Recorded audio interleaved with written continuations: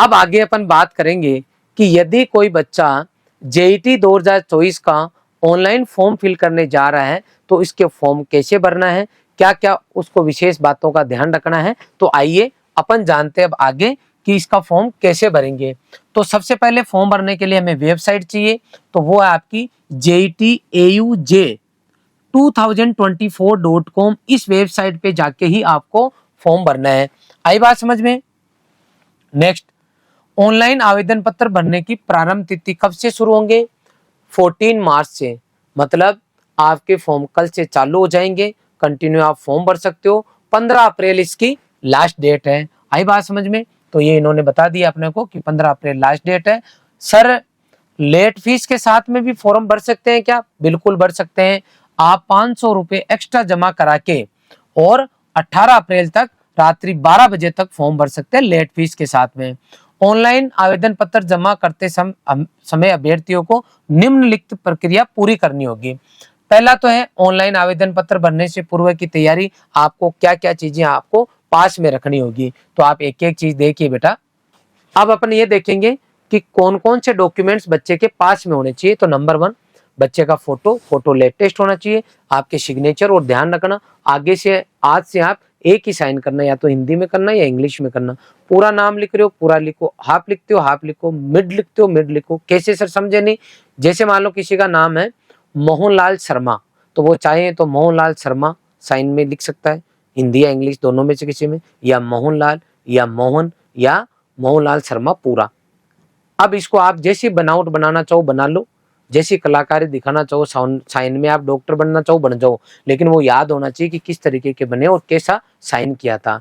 Hindi English किसी form में कुछ कर दिया किसी में कुछ कर दिया तो आप भूल जाओगे। और जहाँ एग्जाम में जाओगे ना एग्जाम देने, तो वहाँ आपका इन्विजिलेटर आएगा तो वो सिग्नेचर करवाएगा, फोन नंबर वक्त उस टाइम और जो आपने एग्जामिनेशन में हॉल में जो साइन किया वो दोनों मिसमैच होते हैं, आप डाउटफुल में आ जाओगे, फिर बाद में आपका टाइम खराब होगा, हो सकता है आपको बाहर निकाल दे। इसलिए साइन का ध्यान रखना। फोटो के अंदर आपको मैनिपुलेशन नहीं करना है। कई सारे बच्चे जो है मिक्स कर देते हैं फोटोओं को, कोई और ही जाता है बैठने, जेल है अभी। आई बात समझ में। सरकार का पूरा ध्यान और चीज पे है कि नहीं है। ये पेपर आउट करने वाले उनके ऊपर तो पूरी नकेल कस रखी है, सीधे अंदर कर देंगे। ध्यान करना, मतलब ऐसे अंदर जाके फंसोगे कि हर बार सोचोगे इससे बढ़िया है मैं ऐसा काम नहीं करता। घर वाले वो बदनाम होंगे जो अलग है बेटा ना।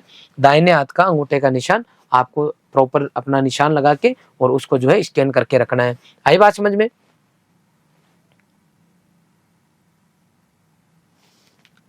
नेक्स्ट है जो फॉर्मेट है वो आपको इस तरीके का रखना है। ये जो साइज दे रखी है, आई बात समझ में।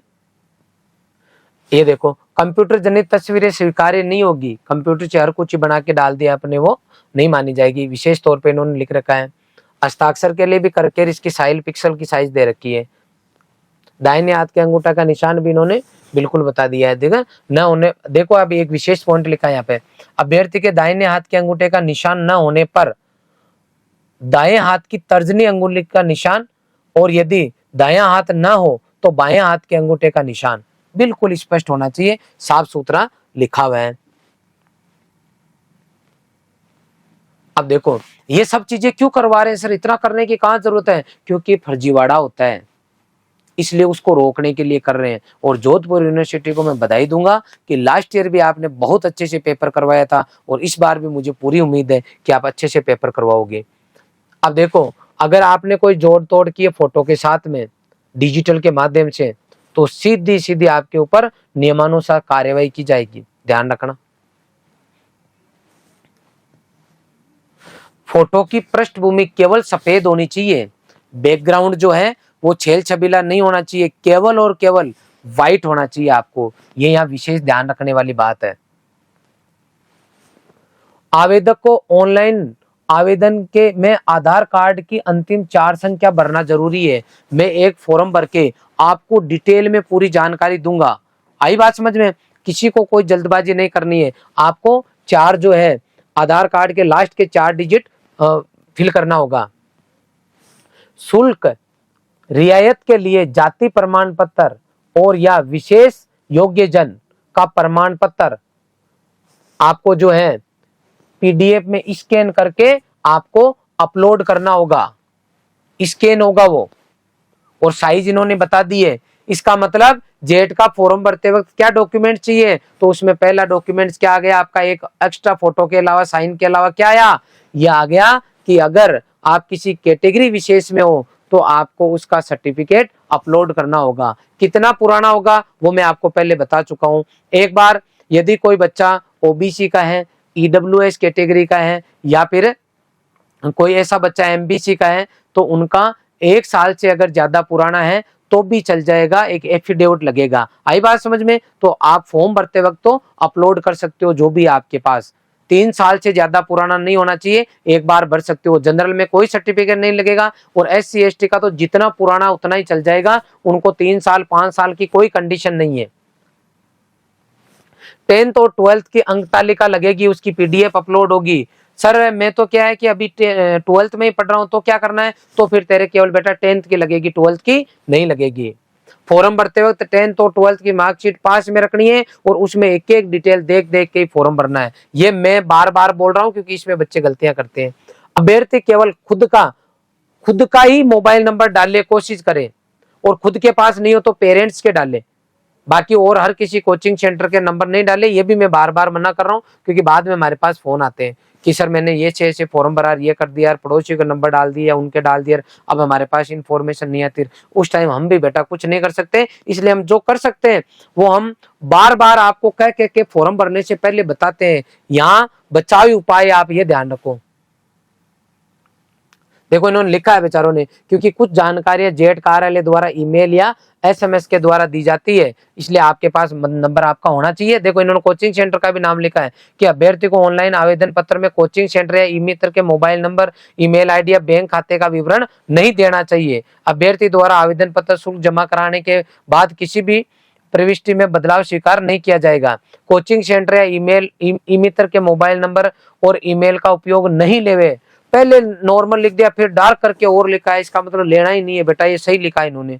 फीस जमा कराना, आप कैसे पेमेंट जमा कराना होगा, 1600 रुपए इस कैटेगरी के लिए। कौन सी कैटेगरी के लिए? General category, MBC, EWS, OBC के जो बच्चे हैं उनके 1600 रुपए, एससी एसटी पीएच कैंडिडेट है उनके लिए जो है 1300 रुपए। लास्ट ईयर से फीस बढ़ा के डाली है जो कि गलत किया गया है। फॉर्म जो है केवल आपका ऑनलाइन ही भरा जाएगा। आई बात समझ में? और कहीं पर भी आपकी फीस जमा कराई गई है फॉर्म भरते वक्त, वो कहीं पर भी एडजस्ट नहीं होगी। मतलब फीस गई, इसका मतलब कॉलेज में जाने पर ये फीस कहीं पर भी एडजस्ट नहीं की जाएगी। अब आप जब फॉर्म भरोगे तो इसमें किसी एक बैंक के अकाउंट की डिटेल आपसे पूछी जाएगी। वो इसलिए पूछी जाएगी क्योंकि जब आप काउंसलिंग कराओगे या कई बार आप पेमेंट करोगे, आपका डबल पेमेंट हो गया, मान लो आपने फॉर्म भरा, पैसा कट गया लेकिन वहां सबमिट नहीं हुआ, तो आप दोबारा पेमेंट करोगे तो आपका तो 2 बार पैसा लग गया। तो एक बार पैसा रिटर्न होगा, लेकिन रिटर्न उसी खाते में होगा जो आप फॉर्म भरते वक्त डालोगे। इसलिए इसका मतलब है वो भी ई मित्र वाले का नहीं होना चाहिए, आपके कोई परिवार का, खुद का, घर का हो तो ही ज्यादा बढ़िया है, नहीं तो बाद में बच्चे इधर उधर चक्कर लगाते रहते हैं। लिखा है ई मित्र या किसी अन्य एजेंसी के खाते या क्रेडिट या डेबिट कार्ड से आवेदन शुल्क जमा कराने से बचे।